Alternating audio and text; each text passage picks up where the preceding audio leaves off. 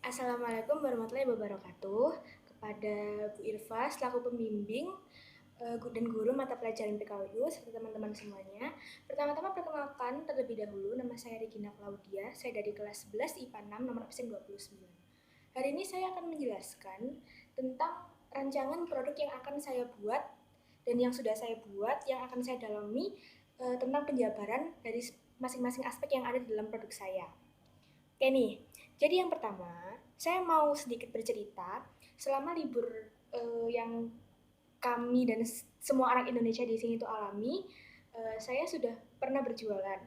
Bisa dilihat PPT-nya di atas, ya kan? Saya pernah berjualan. Itu adalah Instagram saya untuk berjualan yaitu @playandom.id, itu nama toko saya.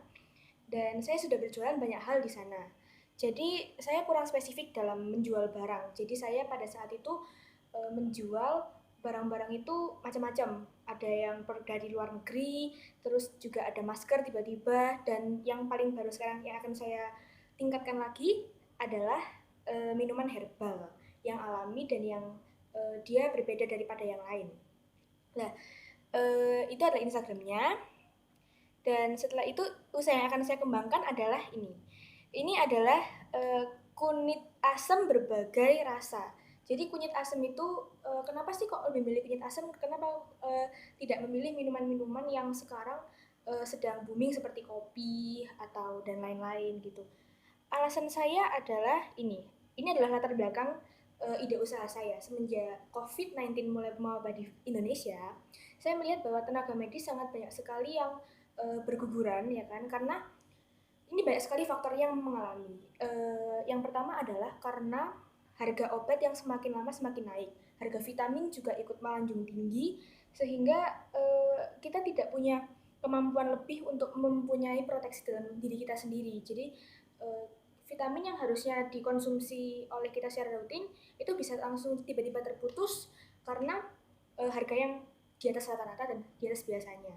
Nah, sedangkan kita itu sebagai makhluk hidup, kita punya sumber vitamin yang langsung dari alam sendiri, yaitu dari buah dan sayur. Nah, karena itu saya dan beberapa teman saya pada saat itu memutuskan untuk saya ingin membuat produk dan usaha ini, yaitu sour turmeric dengan berbagai varian rasa. Nah, sekarang selanjutnya saya akan menjelaskan tentang analisis SWOT-nya. Jadi untuk produk ini saya namakan sour turmeric, tapi biasanya ada di belakangnya ada rasa-rasa tambahan seperti rasa buah pir, rasa buah stroberi. Jadi rasa dari kunyit asamnya sendiri itu tidak akan terlalu dominan. Kan biasanya kalau kunyit itu rempah-rempah yang sangat dominan ya, dia nyentrong sekali rasanya.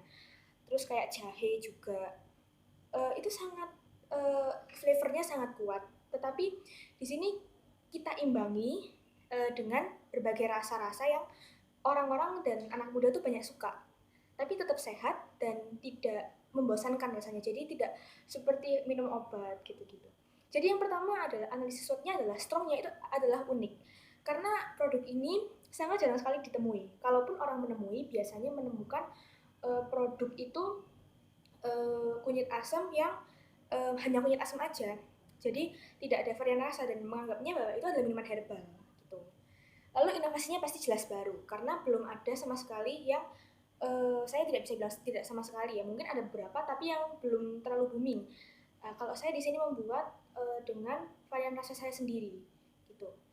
Terus rasanya tidak pahit, jelas karena ada rasa buah, tetap menyehatkan dan pasti sangat dibutuhkan. Nah, eh, untuk orang-orang di masa pandemi sekarang, justru banyak orang yang semakin sering makan, tidak banyak bergerak dan tidak banyak berolahraga karena sangat terbatas. Jadi minuman ini juga bisa digunakan untuk orang-orang yang sedang dalam program diet gitu. Selanjutnya adalah weakness. Weaknessnya adalah bahan yang harus disiapkan itu harus menyesuaikan pasar. Nah, jadi kan harga di pasar itu fluktuatif ya. Nah, padahal harga yang akan kami siapkan itu adalah harga yang rata. Nah, kebutuhan barang-barang buah ini itu adalah kebutuhan yang termasuk bahan-bahan pokok. Jadi kami harus benar-benar mengikuti pasar dan benar-benar harus mengatur sendiri. Dan kelemahan yang lainnya adalah karena barang-barang ini tanpa pengawet, jadi hanya bisa tahan ya kurang lebih sekitar 2 hari dalam kulkas dan tidak lama-lama karena minuman ini benar-benar dari alam dan kita tidak menambahkan campuran yang lainnya. Selanjutnya adalah opportunity. Opportunity atau kesempatannya adalah anak muda yang sering keluar rumah. Lah, mungkin anak muda yang sering keluar rumah itu sama orang tuanya kurang diawasi gitu kan ya. Lah, kita bisa jualan ini membantu untuk mengingatkan anak-anak muda untuk mereka tetap menjaga kesehatan mereka dengan mungkin mereka tidak suka minum vitamin yang terlalu banyak atau mahal gitu ya. Mereka bisa punya alternatif lain, yaitu dengan menggunakan sour turmeric dengan berbagai varian rasa ini. Lalu juga untuk para pekerja yang sedang aktif kontak langsung dengan berbagai orang, misalnya pekerja-pekerja seni, kan nggak mungkin pekerja seni itu sendirian, aktor, lalu public figure, gitu-gitu. Yang selanjutnya adalah treat. Treatnya itu adalah apa sih sebenarnya tantangan yang sedang dialami? Bagi kami yang sangat kolot adalah paradigma orang-orang yang menganggap bahwa minuman herbal itu rasanya masih pahit, itu hanya untuk orang-orang tua, dan itu tidak kurang gaul gitu. Nah, paradigma ini harus diubah karena COVID-19 itu sekarang tidak akan benar-benar bisa hilang karena dia merupakan virus gitu kan. Tapi kami berharap dengan adanya minuman ini, paradigma orang-orang bisa berubah gitu. Dan kalau usahanya sudah besar, karena ini merupakan minuman herbal, harus mempunyai license atau mempunyai izin usaha yang izinnya itu sangat diawasi oleh BPOM, Badan POM gitu. Nah, selanjutnya adalah sumber daya 6M. Yang pertama adalah money. Jadi kalau selama ini dan mungkin sampai seterusnya saya akan menggunakan uang saya sendiri atau uang perusahaan. Kenapa kok seperti itu? Kenapa kok tidak berani untuk meminjam modal? Karena skalanya masih sangat kecil. Ketika nanti skalanya sudah mulai besar, sudah mulai tidak berganti dari platform e-commerce untuk berpindah ke tempat yang seperti stan, itu mungkin akan lebih dipertimbangkan untuk meminjam uang atau modal.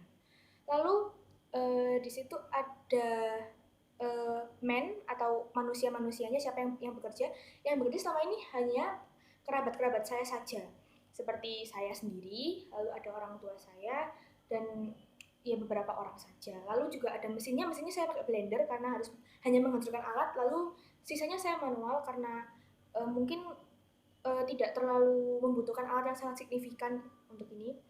Lalu juga di situ ada bahan dasarnya. Bahan dasarnya itu adalah berupa umbi-umbian dan buah-buahan. Itu bisa saja ditanam sendiri di belakang rumah saya karena di rumah saya biasanya ada semacam taman kecil tempat untuk menanam tanaman-tanaman. Lalu juga ada market yang akan dipasarkan di sini adalah melalui e-commerce yang sangat luas sekarang. Lalu juga segmenting pasarnya adalah kepada orang-orang yang sekarang melalui media massa. Jadi pemasarannya sangat mudah sekali dengan media massa dan dengan aplikasi-aplikasi yang sudah ada sekarang gitu. Nah, peluangnya kenapa sih? Orang itu sekarang lebih mementingkan kesehatan daripada barang fashion. Itu yang membuat saya tidak ingin terpatok dengan barang-barang daur ulang, barang-barang apa. Karena orang-orang sekarang sedang fokus ke dalam kesehatannya masing-masing. Terbukti karena data menyatakan bahwa bisnis fashion itu sudah menurun drastis. Ini ya, ada data-data yang sudah saya berikan di situ. Saya tidak perlu buka banyak-banyak, tapi di situ sudah membuktikan bahwa sangat banyak. Lalu ide awal yang terpikir itu adalah saya melihat harga vitamin yang naik sangat drastis, sehingga saya memulai untuk meyakinkan diri saya harus berinovasi di masa pandemi ini untuk menghasilkan produk yang baik. Gitu. Nah, ini ada testimoni dari beberapa orang. Saya akan tunjukkan. Salah satunya bisa dilihat di sini. Ini adalah barang-barang ya seperti ini. Saya biasanya berjualan melalui WA atau WhatsApp dan melalui e-commerce seperti Instagram yang saya pakai tadi. Itu sekian yang dapat saya sampaikan. Mungkin apabila ada salah kata mohon maaf. Semoga ini dapat menginspirasi teman-teman semuanya, dan kepada Bu Irfa terima kasih atas bimbingannya karena sudah mengajarkan kepada kami bagaimana cara menjadi entrepreneur yang baik. Terima kasih. Wassalamualaikum warahmatullahi wabarakatuh.